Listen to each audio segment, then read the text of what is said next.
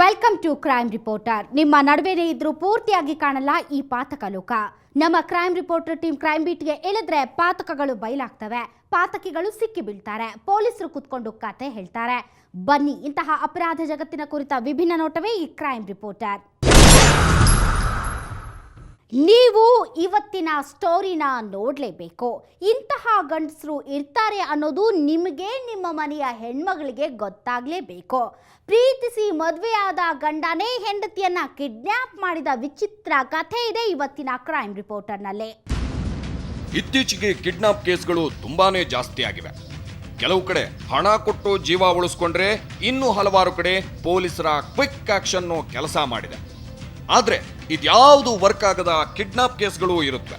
ತೀರಾ ಗಂಡನೇ ಹೆಂಡತಿಯನ್ನ ಕಿಡ್ನಾಪ್ ಮಾಡೋ ವಿಲಕ್ಷಣ ಘಟನೆಗಳು ನಡೆಯುತ್ತವೆ ಅಂದ್ರೆ ಆಶ್ಚರ್ಯ ಆಗುತ್ತಲ್ವಾ. ಮಂಗಳೂರಲ್ಲಿ ನಡೆದ ಇಂಥದ್ದೊಂದು ವಿಚಿತ್ರ ಕಿಡ್ನಾಪ್ ಕೇಸ್ನ ಡೀಟೇಲ್ ಇಲ್ಲಿದೆ.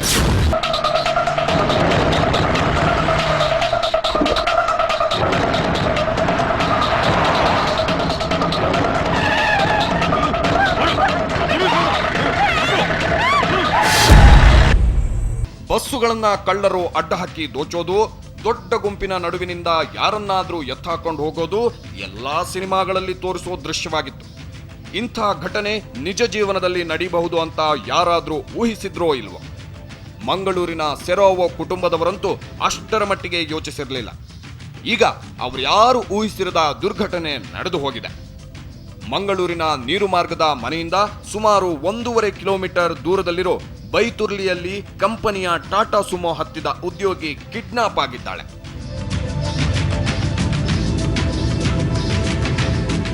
ತನ್ನ ಸಹೋದ್ಯೋಗಿಗಳ ಜೊತೆಗೆ ಮಂಗಳೂರಿನ ಹೊರವಲಯದಲ್ಲಿರೋ MFC ಸಾಫ್ಟ್ವೇರ್ ಕಂಪನಿಗೆ ಹೊರಟಿದ್ದವಳನ್ನ ಎಲ್ಲರೆದುರಿಗೆ ಹೊತ್ತೊಯ್ಯಲಾಗಿದೆ.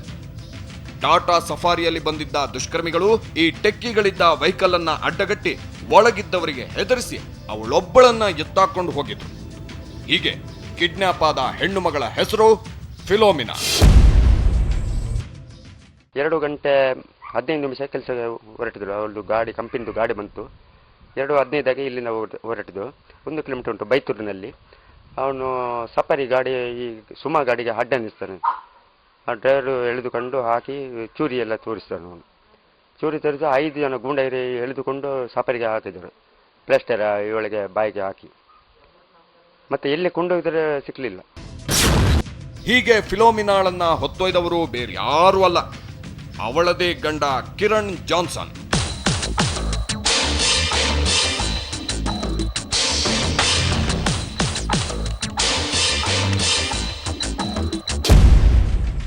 ಅದಕ್ಕೆ ಸರಿಯಾಗಿ ಕಿರಣ್ ಕೂಡ ಮನೆಯಲ್ಲಿಲ್ಲ, ಯಾರ ಸಂಪರ್ಕಕ್ಕೂ ಬರ್ತಾ ಇಲ್ಲ. ಹುಡುಗಿ ಸೇಫ್ ಆಗಿದ್ರೆ ಸಾಕಪ್ಪ ಅಂತ ಹೆತ್ತವರು ದೇವರಲ್ಲಿ ಬೇಡ್ಕೊತಿದ್ದಾರೆ. ಆದಷ್ಟು ಬೇಗ ನಮ್ಮ ಹುಡುಗಿ ಎಲ್ಲಿದ್ದಾಳೆ ಅನ್ನೋದನ್ನ ಪತ್ತೆ ಹಚ್ಚಿ ಕರ್ಕೊಂಬನ್ನಿ ಅಂತ ಪೊಲೀಸರಲ್ಲಿ ಕೇಳ್ಕೊಂಡಿದ್ರು. ಈ ಇಡೀ ಸ್ಟೋರಿ ವಿಚಿತ್ರವಾಗಿದೆ ಅನ್ನಿಸ್ತಾ ಇದೆಯಲ್ವಾ? ಗಂಡ ಹೆಂಡತಿನ ಕಿಡ್ನಾಪ್ ಮಾಡೋದು ಅಂದ್ರೆ ಏನಪ್ಪಾ ಅನ್ನೋ ಪ್ರಶ್ನೆ ನಿಮಗೆದ್ದಿರಬಹುದು. ಫಿಲೋಮಿನಾ ಸಂಸಾರ ಎಲ್ಲರ ಸಂಸಾರದ ಹಾಗೆ ಸಹಜವಾಗಿದ್ರೆ ಇಂಥ ಘಟನೆ ನಡೀತಾ ಇರಲಿಲ್ಲ. ಆದ್ರೆ ಈ ಹುಡುಗಿದು ನೋವಿನ ಕಥೆ.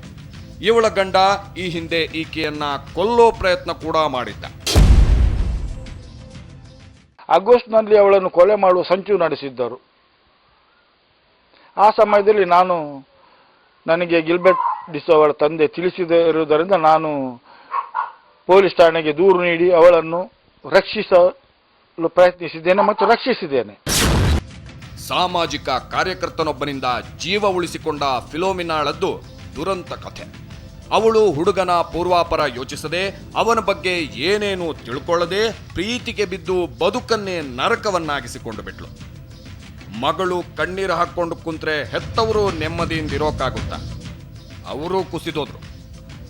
ಆದ್ರೂ ಹೇಗೋ ಮಗಳ ಮುಖ ನೋಡಿ ಸುಧಾರಿಸ್ಕೋತಾ ಇದ್ರು. ಆದ್ರೆ ಈಗ ಅವಳೇ ಕಾಣ್ತಾ ಇಲ್ಲ, ಬಲವಂತವಾಗಿ ಹೊತ್ತೊಯ್ಯಲಾಗಿದೆ. ಈಗ ಕೈ ಹಿಡಿದವನು ಕಿಡ್ನಾಪ್ ಮಾಡೋ ಮಟ್ಟಕ್ಕೆ ಬಂದಿದ್ರೆ ಹಿಂದೆ ದೊಡ್ಡ ಕಥೆನೇ ಇದೆ. ಏಕಾಏಕಿ 4 ಜನರ ಜೊತೆಗಿದ್ದವಳನ್ನ ಎತ್ತ ಬಿಸಾಕೊಂಡು ಹೋಗೋ ತಾಕತ್ತು ಎಲ್ರಿಗೂ ಇರಲ್ಲ. ಹಣಕ್ಕಾಗಿ ಹೊತ್ತೊಯ್ಯೋರು ಇಂತಹ ಕೆಲಸ ಮಾಡಲ್ಲ. ಇದು ಹುಂಬರು ಮಾಡೋ ಹುಚ್ಚು ಕೃತ್ಯ. ಅಂತಹ ಹುಚ್ಚರ ಪೈಕಿ ಫಿಲೋಮಿನಾ ಪತಿ ಕೂಡ ಒಬ್ಬನಾಗಿದ್ಯಾಕೆ? ಅವನನ್ನ ಪೊಲೀಸರು ಹುಚ್ಚ ಅಂತ ಆಲ್ರೆಡಿ ಅಂದಿದ್ದಾರಂತೆ.